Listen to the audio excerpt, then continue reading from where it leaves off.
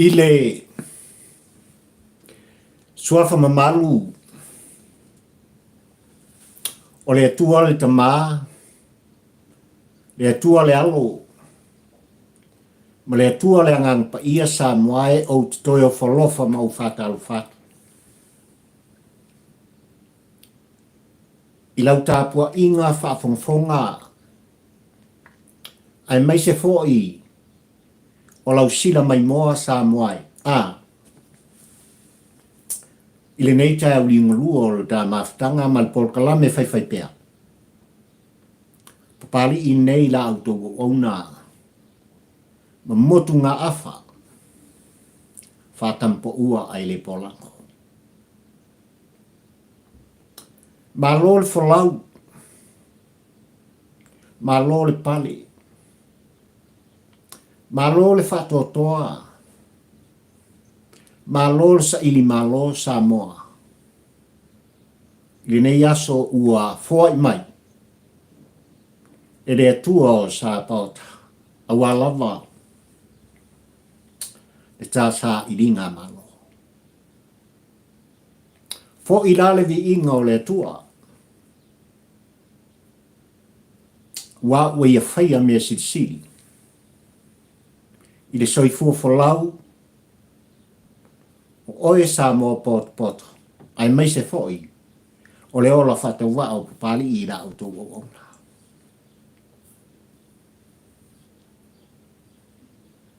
Sa moa le atu pele, e ioe matalitonu la auto o ona, i lau tāpua inga, sa e pō ai le whala, me e ula i ula. I maota, ma lawa, ma so se mea lava. I le nei aso sa moe. Ioe. O te ioe foi ma o talitonu sa moa le atunu pele ua no fale sa tu ia maa. I lau tāpua inga mamana ma lau tāpua inga mamala. I le aso le nei, se fulu ma le vara. O le masina o ke topa lua afe lua spuma le lua. Ona o mea o tutupu. Sa o tau fina ngalo ma o manatu sa moai. O le ale e tutupu i le nei aso. Ai ono le fasina manga ale atua o sa pauta i lo tau soifua ai mai se foi. O le ola fata wao pali. O le mafuanga lea sa moai. O le tā mafutanga whaiwhai pēa. I le aso ma le aso ai mai se. O le tā whalatoso sa moai. I le avatu ma le au mai. I lau tā pua inga. O le ngata i lau tā pua i whafonfonga. O lau tā pua i sila mai moa. Ai mai se foi. O le tātou whanono manu. I le atua o sa pauta. I a tō manu. A walawa. Le wholaunga a oe sa mo poto. Ai lau tāpua inga sa moa i le aso le ei ua. I oe pali i le tampo ua ai le polango. Ua longo whatu tuila. E le ngata i lau sila mai moa. O lau sila whafonfonga ma lau tāpua inga sa moa. I le tāpua inga i whanua. I le pa ia ma le mamalu o le tātunu. O le ngata i sasa e a o sisifo. Mai lava.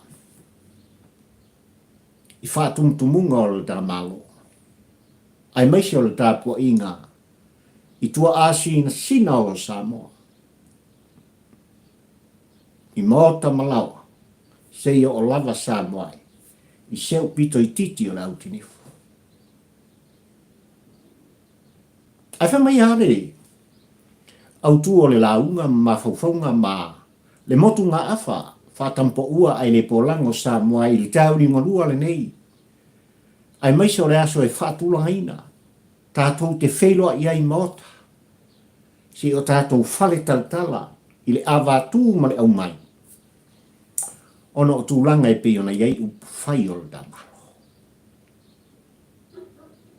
Ai o le au tū o le launga pari i li tampo ua ai le polango Samoa. Talo whai. Ua soloa i le au fuefue.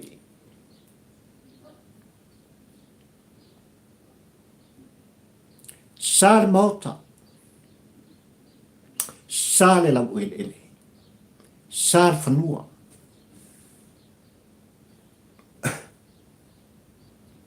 O le tongi sala lea. Wai uiai. Le whātama soali inga sa moai teitai o le tātunu.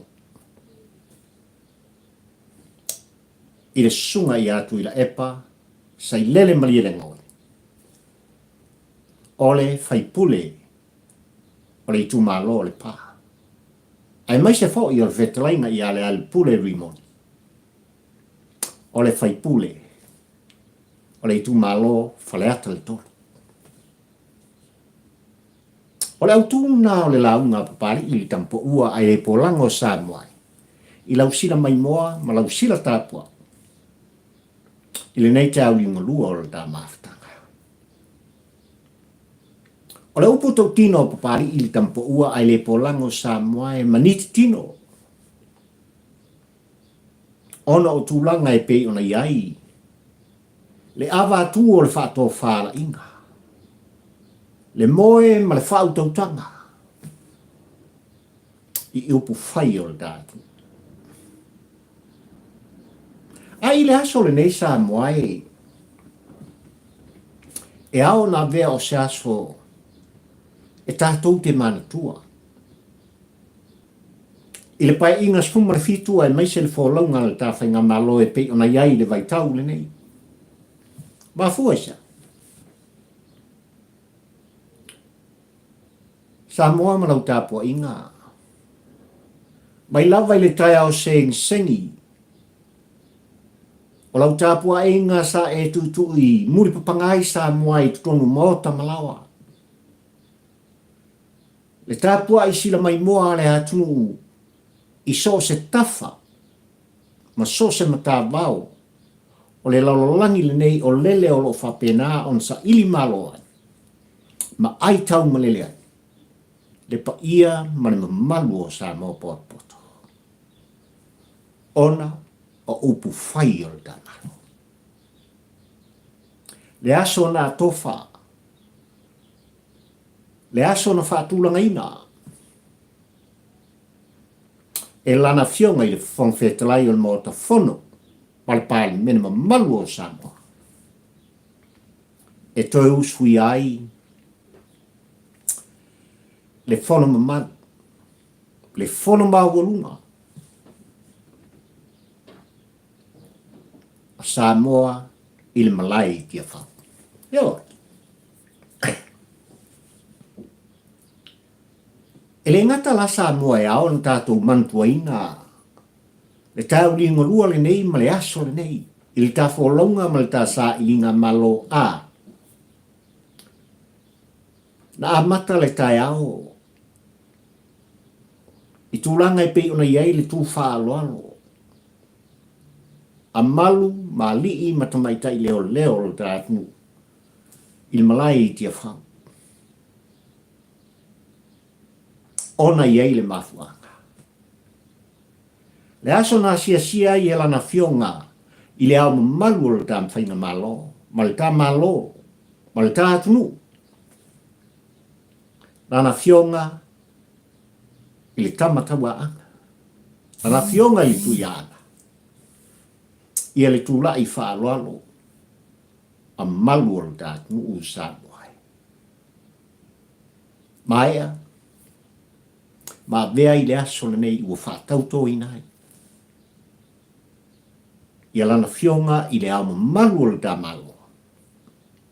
Awa lava le tōwhinga.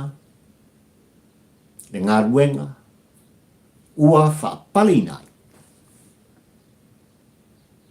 e vea malu o le malotu do tasi o Samoa. I le isi 5 tausanga o lana nofo inga. Na mai tawina Samoa e tāpua kalame. E tāpua inga Samoa. I le whātunguli ai o le malai i tia whau. I tūlanga i pei ona iai. E nei yaso mon tūlanga whai. Ai ola utu o le launga papari i le tampo ua ai le polango Samoa e. Whai mai ua soloa e le au fuefue. Ua safo i le mota. Sa le whanua. Sa le sami.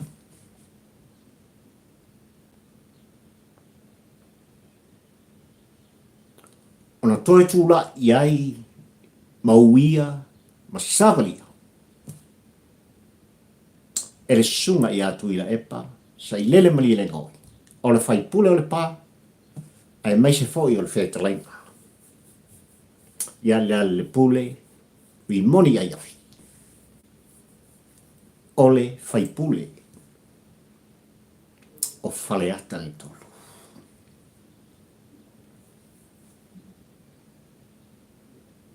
Sa mua manau tāpua inga. Ua manino mamala malama le tāpua inga sa mua i le uti o le whamoemoenga. Ua no whailo foi le waa o le sao whapito i lau tāpua inga sa mua i le whapungai ma le mafua anga o mea uma.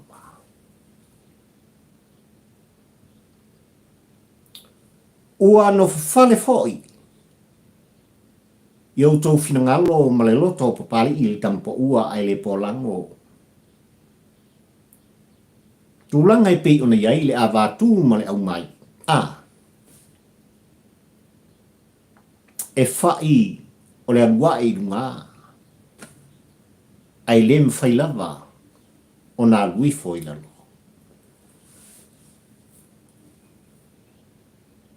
O la matal whaamtalanga pai i tūlanga i pei ona iai. I le aunga o le whaamoemoe o le aso. Ma tūlanga i pei ona toi whafola i nai. E le taita i komiti e whai unga le lato komiti sa tō fia ma filfilia.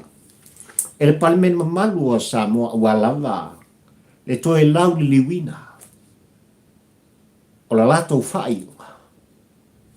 Ona o tūlanga i pei ona iai le whale mingau. Atu ila epa ma lele pule. Anga i atu ila palimen mamalu o Samoa.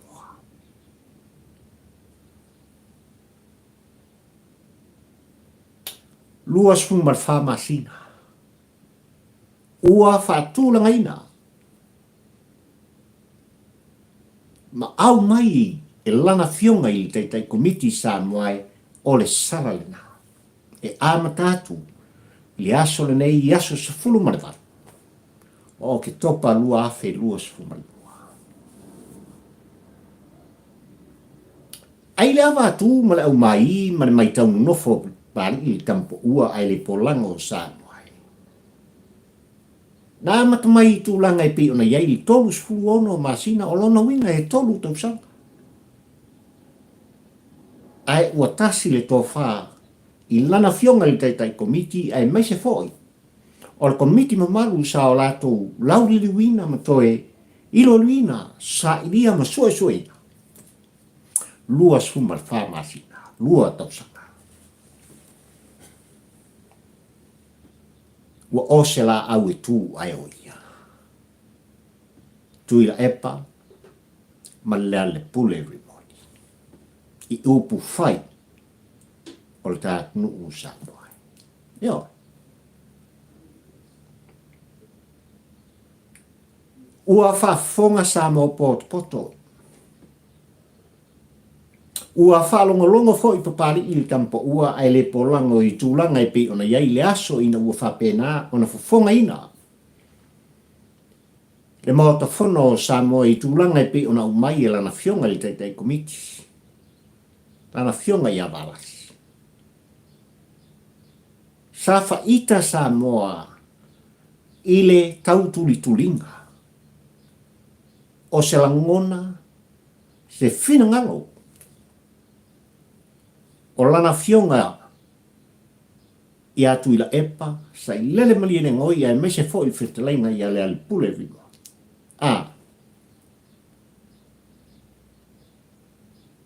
E ia i la ua le nganga o le whamaularo. Ia i la ua le nganga e au ona whaato ese. Ai ua le o lea. Le mai tau nofo. A oe Samoa. Ai mai se fo i o le tamui muri a papari i le tampo ua ai le polango. E mafuanga lea Samoa e na outa uai e la ngona e tino le maniti. O taitai o Samoa. O le sunga i atu i la epa ai mai se fo i whatainga i ale pule rimoni. O toi utai o le mota. Ua matua lo la soifua tautua i a Samoa. E ala i upu whai o le tātu. O tui la epa sa vea mapali mi o le tātu nu u Samoa e mataitai o Samoa i le lua sfutolu tau sama.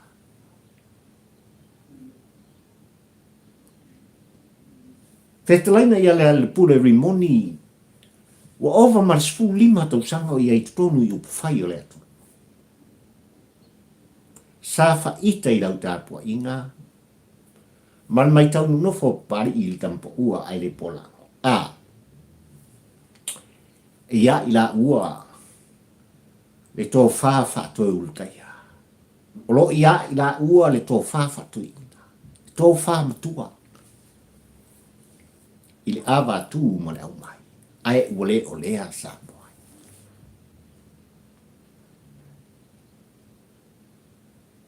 Ua whai le whai.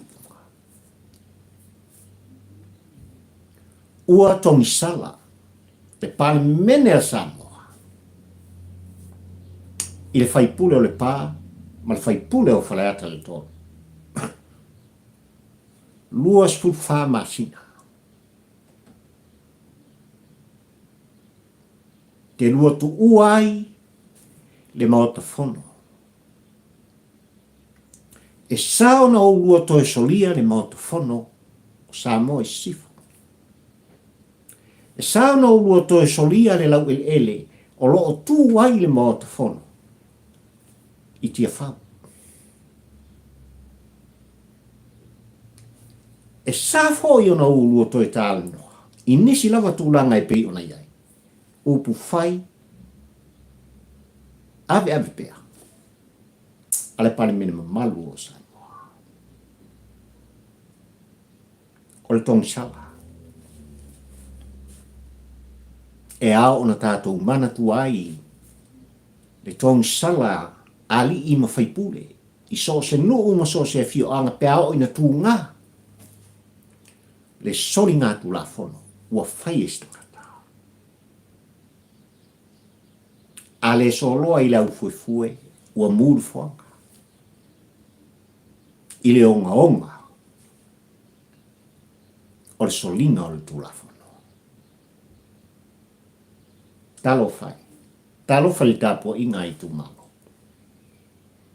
Ua le o lea le whaana naunga. Ua le o lea fo i.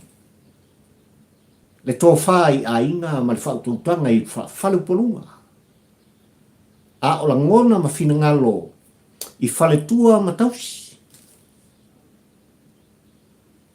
Le tūpulanga lua spuma la tasi. Sa o lātou whaia le whiriwhiringa. Mō tai tai o Samoa. Ai o tuia e pā. Mai la le pule rimoni Samoa e. Na toi ulu whale le pai inga spuma le fitu le.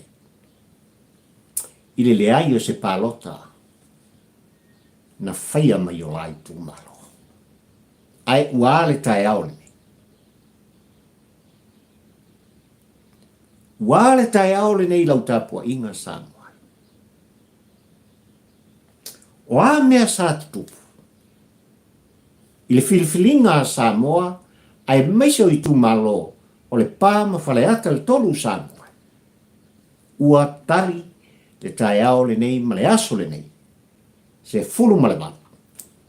O ke topa lua o lua sfuma le lua Samoa.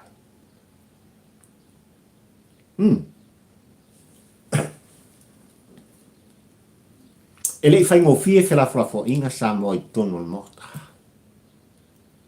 Ile avatu ma le au mai. Ile mata upu ma le lafo ai meise fo i o le fai unga. Ua tu ina mai e lana fionga i le teitai komiti ma le komiti filfilia. E pei ona fufonga ina. I le aso le nei i luma o lana fionga le fon fetalai ma le palme malua sa. Ile fai ngofie. Avatu ma le au mai. Ai le mai tau o pari i le tampo ua ai le polango o Samoa. Ina ua tula ia le sunga ia tuila e pasa i le mali le ngoi. E tali e tusa ma le whainunga. Ua manino ai au whalea i tūlanga e pe ona iai. Le finangalo ma le langona o le whaipule o le pā. O le upu tau tino o le tāpol kalampi. Talo whai. E le fia sau i lao. Talo whai. E le fia sau i lalo Samoa. O le sio fufonga, o upu malangona. Sa whapena o na morita i ai se finangalo o tuila epa i le aso le nei Samoa. O le upu tau tino o papari i le tampo ua ai le polako. Ua le ai se ngau alofa. Ai ua ngau matau. Ua nā o le ngau matau. I le mai tau nofo. Ma le whaafonfonga. O le ngata i lana fionga i tamaitai pānia. O le malo tuto tasi o Samoa. Le kāpeneta ai maise o sui malu uma. O le mota fono o Samoa. E whapena fo. Ina ua tula ia le whaipule. O whaleata i tolu. Mo sona fo i fina ngalo sa whaia. E u mau pe i umai a o langona. Ole wha mau walunga Samoa. Ole mai tau lea papari i le tampo ua ai le polako. I tūlanga e pei ona iai le avatu ma le au mai i Samoa. Aina uanga i mai i tūlanga e pei ona iai le awhiwhi le avatu ma le au mai i tutonu al mota fono o Samoa. Te lafalafo inga e pei ona tu ina mai. Ma tu ina atu fo i le finangalo le sui taitai o le hero pipi whetalainga i a fontoi. O le upu tau tino i le mai tau ma le whaalongolongo le tampo ua Samoa. Ua le o le afoi. Se manatu ma se langona na ia te au. E tūla i mai. I le sui taitai o le vaenga la tu te pui pui ale ia te tau o tangata. Se iona mili mili i tau au. Se iona momoli se vai malu. I lana fionga le tamaitai pāri mia e maise. O le whainga malo o tūlai mai ma le mota whono o Samoa i ona suinuma. Ina ia li ua ai le vai o sina. Ina ia toe fili ai. Le tō wha ma le wha autoutanga i se isi wha mama. Ai le o lea fo i. Le tilo tilo ma le mai tau o pari i le tampo ua.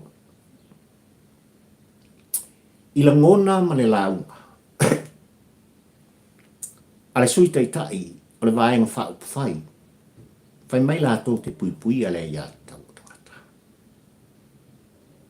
O upu ua ka utuai o lo iai pea ia i lātou le whaasiri au puli. O la ngona ma whaamatalanga e momori atuai i le tapua inga o e sa mua poto ai maisi ala mai tau o papari i le tampo ua ai le pola. E fōringa mai lo lato whaatonuina. Le tō wha le moe ma le whautautaka. I lana fionga i te maitai pālimia ai maisi. E ka peneta ma sui ma malu o le maota whono o Samoa. Le ai se langona ma se whamtaunga. E mo mori ai le nganga o le whamawalalo. Le ai se upu ma se tala. Se i mo mori ai se langona ma se whamtalanga whato ese. Ona e onga. Le sori ngā tulafono. Ua tūlai mai.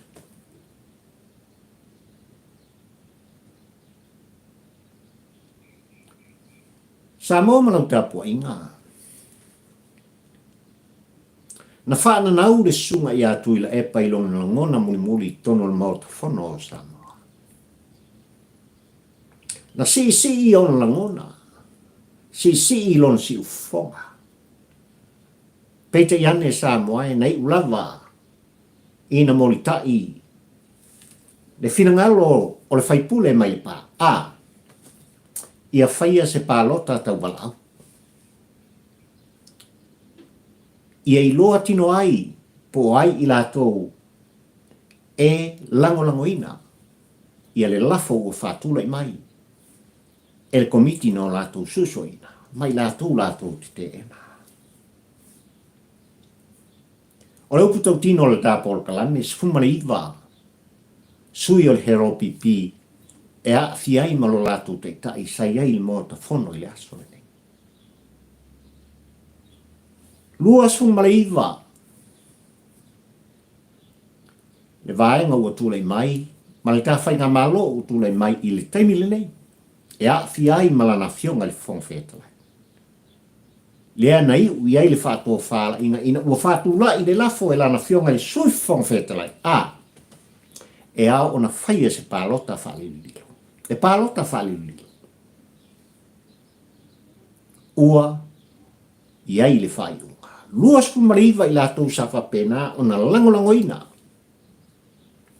Ia le lafo whātua lana fionga i le sui whongwhetalai. E whaipule mai a inga li tai. Ai se fulu manaiva, no latu te. Uai le aso ina ua pō. Ua wha maoni ai. Le sori ngā tula whono, o le wha le mi ngau, i le parliament ma malu o Samoa. Atu i la epa, ma le pule le ua tongi sala fo. Lana fionga le whongwhetalai ai meise o sui mamalu o le parliament. Ua so loa i lau fuifue. I la ua nei. Ma ia inga o le whaasalanga Samoa. Ua sa le mauta a matatu le aso le nei. Ona ulu o toe ulufia mo lua tue ulufale i le maota whono a Samoa. Ua sāle lau ele ua sāle whanua. O no ulua toe soli a matatu i le aso le nei se fulu malewara. O ke topa lua afe lua sfumalua. I le la lua whaasalanga pe ona iai. Lua sfumal whamasina. Wow. Ele maua ni o lua tutongi. A matatu le aso le nei. Ele maua fo inisi o whaamanuianga e masani o na maua e sui malu uma o le parliament. e a matatu le aso le. O mai inao. Ua sale me. Ina ua umanu tō lau. Ia le fai unga. O le fai ngā pālota whaali lilo sa moai. Na malele aila na fionga i le whongwhetalai o le maota whono sa moa. Tuila epa ma le pule rimoni. Le fai pule o le pā, ma le fai pule o whaleata. Tūlai, ma ia rua tu ua loa le mene. Tūlai ma ia rua tu ua loa le maota whono o Samoa i le taimilene. Talo fai. Talo fai Samoa i lau tāpua inga. Talo fa na oulangona le tangi o loto ma le mawhau Samoa i le tiro atu ma le maitau atu. Tuila epa sa i lele mali le ngaui. O va tolu se fulu tau sanga o iei tutunu upu whai o le dānu. Lua sfu tolu tau sanga na abea i mapale mia o Samoa. Ai o le ale sala i le aso. O le toi ulu tai o le mota. O le wha matua o upu whai o Samoa. Ai uari tai aole. Talo fai. Talo fai. Ua tau le tā.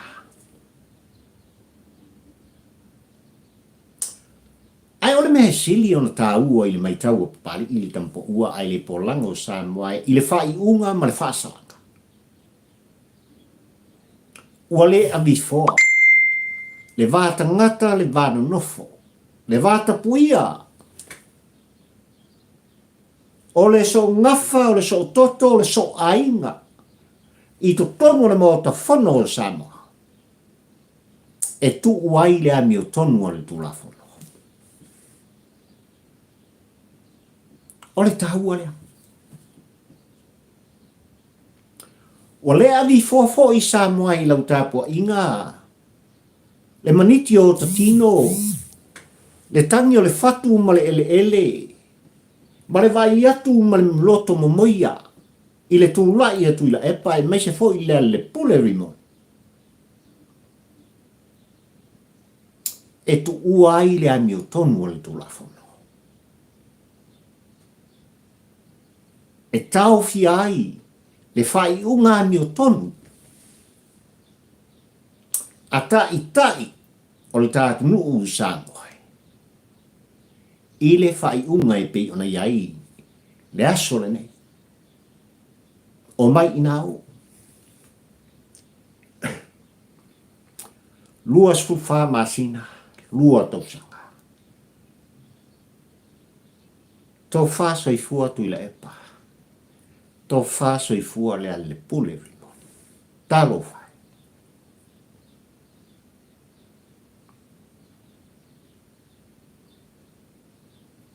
E iai le au ngā o le mea o tupu le aso le nei Samoa. E iai le tā ua o le whai unga. I lau tāpua ino nofo Samoa. I le tūlanga e pei ona o iai le whato whala inga. I tai o le tātu i le aso le nei. O le ale au. Le ami o tonu lea. E sa iringa malo lea. E pei ona iai le malo o tula i mai. Le whātua tua i le atua Samoa o tasi. The rule of law.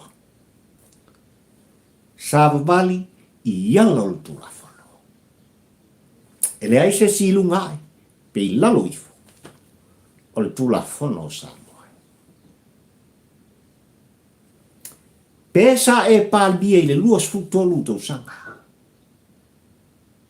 Pe o e lava le tau lutaia, o le bauta whono o Samoa, o e o se teitai. E tu lai mai matangi o. E le o le nā. E a vea Samoa, e omi ai i whaniu ale. Le tō whā, le moi, ma le whau tau tanga o. E pei ona iai le tai au ne. Ai ole tāua. O i la tau, wa vea ma whaipule. I le mō ta whono o Samoa. Ole tāua. Mō i la tau o lo whapena o na la tau whananau. Ia vea la tau. Ma whaipule o le mō ta whono o Samoa. E au o na tau sia le tau tonga. I le vāmane atua. E sos tangata. E a vea ma whaipule. I le mō ta whono o Samoa. Ia se lau pasene. Lona ta maali ianga. O nāla. E ala i lan tau tonga Samoa. I le mō ta whono o Samoa. E le mana o mia. E le mō ta whono o Samoa. I tai e iwa sfumare iwa pasene. So lato le leima so lato ato. E lea. E au ona se lau pasene. E tāpenanga. Ale tangata. Wa ia te ia langona. E a bea. Masui mamalu. O le mauta whono o Samoa. O le tāua na o le whai unga. Wa iai le aso le nei. Le mai tau o pali i li tampo ua ai le polango Samoa. E ui lava ina te tele pe senga malangona. O mawhauwhaunga matulanga e pei ona iai le vānu nofo mo le vātāpuia. Ai ua o mai le ami o tonu ane atua. Le ami o tonu ane atua. Au e te solia le tūla whono e tasi o lava le tūla whono e se fu. E whapena le mauta whono o Samoa. E whapena oi le Samoa ma pari i li tampo ua e le pola. Le anga po le halava le tūla whono e te solia ma usolia Samoa. E au ona iei li tomi sala. Iou tau wao malo utumua. E whapena tu ila epa. Sa i lele mali le ngoi. Ma lea le pule e rimoni.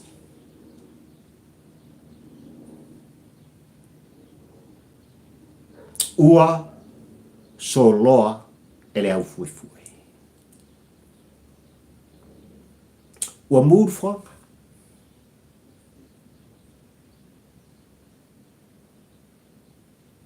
Ua o se la au e tū ai o ia.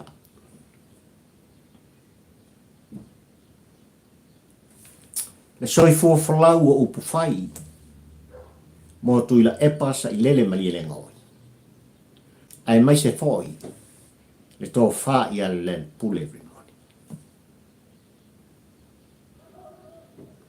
Ua wha te e se ina ma wha salaina. Ma ua no fo sala. A matatu le tai au li unga. Lufua le nei sa mwai o le aso suma le valu le nei. O ke topa lua fe lua suma le lua. Se i o foi. I le aso se fulu ma le valu. O ke topa lua fe lua suma le fa. Talofa. Ai o se la au e tu ai o ia i la ua i mai tau o pari i li tampo ua ai le polako. Ma poisa. E lei titi sa mohae mea o lo whapena o na tau muni muni mai. E tele mano noai. mea o loo muli mai ma muli mai e tau muli i tua o tuila epa sa i lele maria le ngoi ma le pule a mea o loo muli mai sa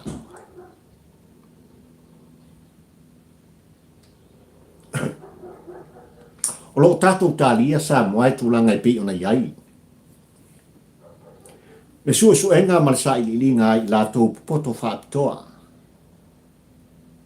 lele o loo whaia la latou ngā luenga e sa ili po feo iai tupe miliona ma miliona Samoa. O loo iai fo i sa i linga i lea lava sa i linga ma le suenga i latou o tō fia ma filfilia le whainga malo le whaatutua i le tua Samoa utasi le temi le 5.3 miliona le fale tupe o atinai ma le ano no ai sa o mea ia ua tau muli nei i tua o tuila epa ma le pule talo fai e le ititi e mamafa le avenga le anga e whaingata e onga mea na tūri mai ua wha maunia le sori ngā tūla whono le wha le mingao i le wha masinonga mamaru a Samoa lea ua wha maunia fo i Samoa le sori ngā tūla whono le wha le mingao i le palemene o anisi mea o loo ia te oe mau le nei Samoa e tātou te pa ai le lumlai o le ato e wha mauni ai fo nisi sori ngā tūla whono i lunga o nisi sori ngā tūla whono ale sunga i atu ila epa sa i lele mani le ngoi ai maise le tō wha i ala le pule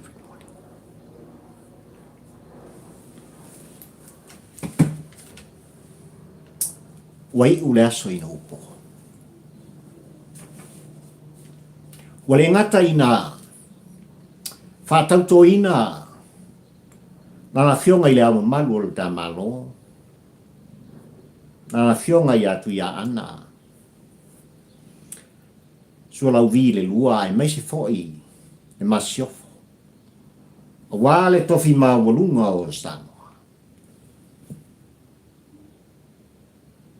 ai wai ufo i le aso ina o po Samoa ina ua sa ala na fionga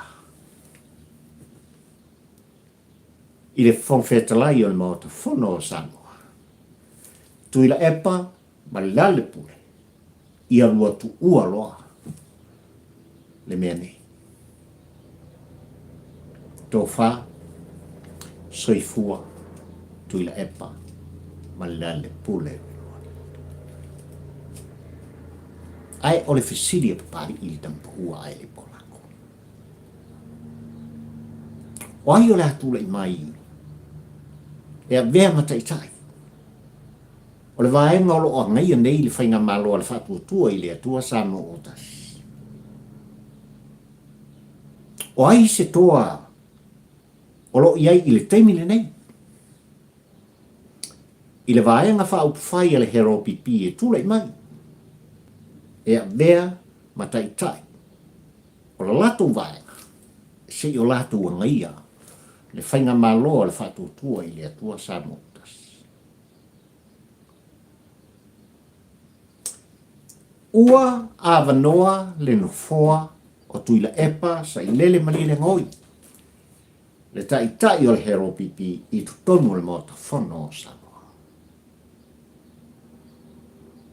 Ai o le fesili whatupu manatu. O le fesili tu umusu le nā le tāpol kalami e Samoa ai. O le motu ngā awha pali i ngei tampo ua ai le polango i lau tāpua inga ma lau whafonfonga. Ai mai se sui maluma o le hero pipi i te mine. leanga e te tau o na iai so latou te lua tau sanga o le upu tau tino o pari i le tampa ua ai le polango ole no fo inga a toa lavrena wa utou fa fonga ma o fa longo lua su fa ma sina sanwa ai ole i oenga ma le tau tinonga a pari i le tampa ua ai le polango ole paia inga a toa se fulu malafitu e tātou te whapea atuai. Pai, tō whasoifua, tuila epa, ma le lale pule report. Ia whamanuia le tua. Ia tuila epa e maise fōi. O le whetalaina ia le ale pule report. O le tāpor kalamele nasa moana. Wa o mana tuai, le nei te au lingo lua o le tā baftanga, se i o lolongo o lau tāpuai. O te ioe ma o te tonu sa moai, sa o tau sila mai moa. Sa o tau whaafonga i tūlanga i peo na iai. Le whono usu o le tātnu, i le aso le nei mo tātou teitai. Ai o se motu ngā awha i le tau muni muri. Ma le mai tau upu, ma le mai tau nofo. Ala o tau au auna, e peo na iai i tā por kalame, i lea vai aso, ma lea vai aso, ma lea vai aso. Whamanuia le atua o sa pota i ta whainga malo. I lana fionga le tumaitai pāmia e meisi foi. O le kāpeneta, lau fionga i le whongwhetalai, ma sui malu uma o le pāmene o Samoa. Whamanuia le atua o sa pota i lau fionga i le ama malu o le tātou malo tupo. Tasi Samoa malau masiofa. Sui al fono o sui tofia malau whalitua. Lau fionga i le whaamsin sili ma lau whalitua ma li i matamaitai o le whaamsin nonga a Samoa. Whamanuia le atua i lau tāpua inga Samoa a matamai lava i maunga te se i o i seo pito i titi o le autinifu. Ai a le tāpua inga te talo i le a inga salipi o le te talo whai pēa pari i le tampa ua ai le pola. Iei le manuia o le atua i o tōru. Ia wha atu tumuina pea o tau mota i le whina ngarupa ia o le atua. Wā, la au tau fō launga tala i le while mū ma le manuia o sa moa tangata. Wha manuia le atua i le pa ia i lau whina nung tofia le atua. Wha manuia mo oe le sa moa. Le Samoa o lo whapea o nā vea pēa pari i le tampo ua ai le polango. Mou a inga, mau o, masau o. I lea vai aso, ma lea vai aso, le tāpon kalame whai pēa. Ai ola, la o tō o onu nei. Pali i fio i wā, tā ula mo le mua. Ma le tāpon kalame whai pēa o motu ngā awha. Fatampu ua ai le polako. Whiro ele stofi. So i fua, ma ia mana lau tāpua inga sa.